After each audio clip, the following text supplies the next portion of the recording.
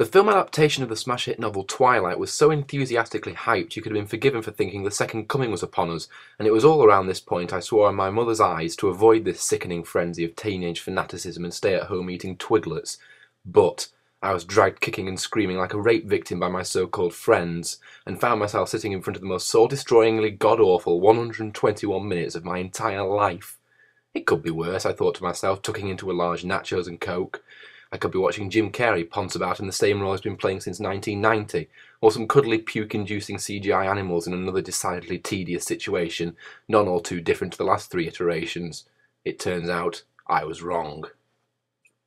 The film follows the escapades of the vacant, angst-ridden and professional whinger, Bella, who for some reason the paper-thin plot fails to explain in any great detail, is forced away to Washington State, a decidedly grey and slightly Soviet place, where the mind-numbing cheeriness of the local populace does nothing if not instill the will to napalm the entire place to kingdom come. Under the care of her father, a non-committal mute with an obvious misery complex, Bella's hobbies include looking vacant, staring into the middle distance, mouth slightly ajar, filling the long pauses with heavy breathing, and helpfully explaining the plot for the Downs kid in the front row. Edward, the resident pretty boy, who looks windswept and dashing in every frigging shot, seems also to suffer from the town's common affliction of looking dumbstruck by the smallest thing, gawping stupidly away from the camera for overly long periods of time, storming out of rooms like the menopausal git that he is, and to cap it off, wait for it, he's a vampire. Shock bloody horror. In short, the film consists of two distinct halves.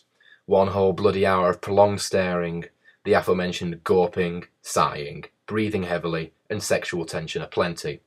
And what I would like to call the actual film, where a completely normal vampire baseball game leads to a nationwide chase between good and evil vampiric pasty faces. The greatest thrill of the entire sequence? Watching one of them burn to death. Don't put this down to my lack of imagination. I've watched plenty of far-fetched films in my time, and found many of them to be tolerably enjoyable. Lord of the Rings springs to mind here. And although I prefer films with an altogether more tangible plot, I went in with a pretty open mind, and left without the will to live. Go and see this film if you must, but it's highly predictable, highly tedious, and the best bit, I'm afraid, will be taking a slash in the loos halfway through. See you next time.